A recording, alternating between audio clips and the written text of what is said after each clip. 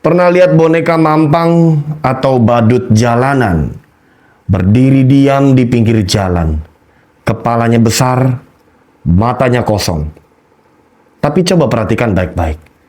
Di balik kostum itu ada seorang manusia yang berkeringat, yang kelelahan, yang sedang menunggu sekeping belas kasihan.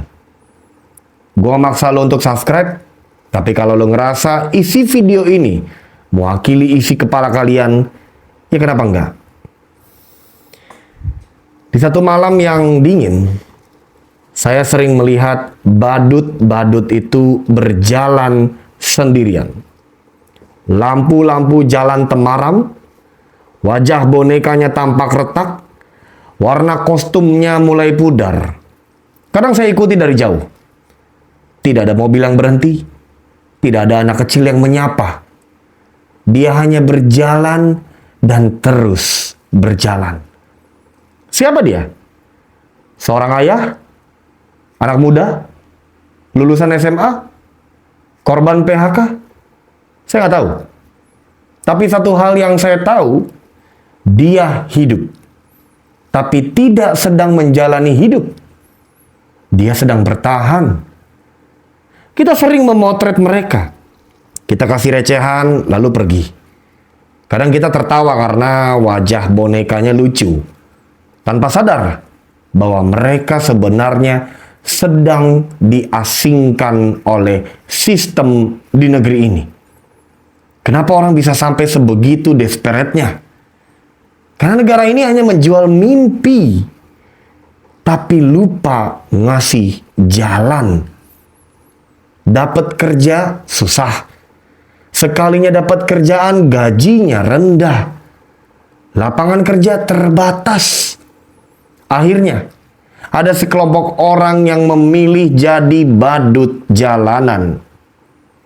Dan yang lebih menyakitkan, anak-anak kecil sekarang mulai melihat badut jalanan ini bukan lagi penghibur, tapi jadi pengemis, peminta-minta. Kita nggak bisa cuma salahkan dia yang pakai kostum. Kita harus bertanya, kenapa Jakarta sebagai kota metropolitan masih dipenuhi badut-badut dan boneka jalanan? Kenapa ada manusia yang rela berkeringat di dalam kostum seberat hampir 10 kg demi 2.000 rupiah? Kenapa beberapa di antara mereka memilih duduk termenung di trotoar pinggir jalan hingga berjam-jam? Jawabannya, karena pemimpin kita terlalu lama berada di Menara Gading. Karena pemerintah kita masih pakai konsep viral dulu, kerja kemudian. Begitu juga dengan dinas-dinas sosial yang cuma reaktif, bukan preventif. Dan yang terakhir, karena sebagian pemerintah daerah lebih asik rapat di hotel daripada turun ke jalan. Apa gunanya subsidi kalau masih ada rakyat yang secara terang-terangan memilih jadi badut jalanan? Apa gunanya kota ini dipenuhi orang-orang pintar kalau kemiskinan ini terus dipelihara? Kita bukan bicara soal profesi, kita bicara soal derajat. Masalahnya bukan di badut, tapi ketika seseorang harus menjual harga dirinya demi belas kasihan, demi sesuap nasi, maka ini adalah tragedi sosial. Meski demikian, saya juga tidak mau pura-pura suci. Saya pun pernah kasih uang, lalu pergi begitu saja.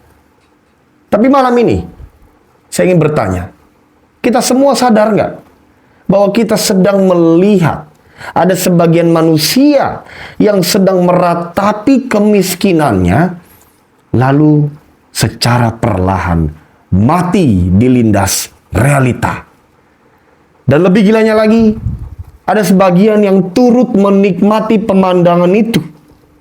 Di saat mereka tak berdaya melawan kerasnya ibu kota, ada orang-orang penting di atas sana yang sibuk menghibur dirinya dengan kemewahan.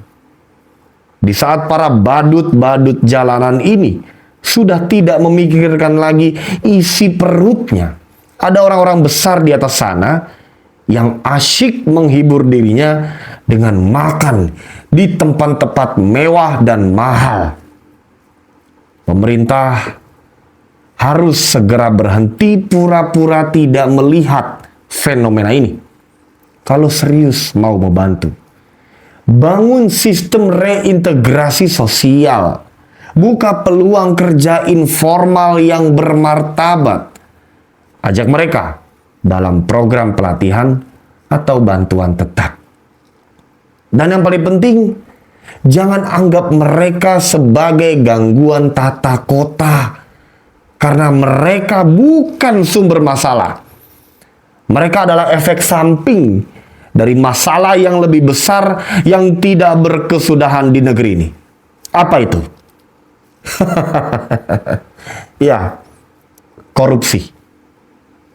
Saya Mr. Jack. Sampai jumpa di keresahan berikutnya. Tetap waras, tetap kritis. Karena suara kalian penting. Sekalipun ketika negara pura-pura tidak mendengar.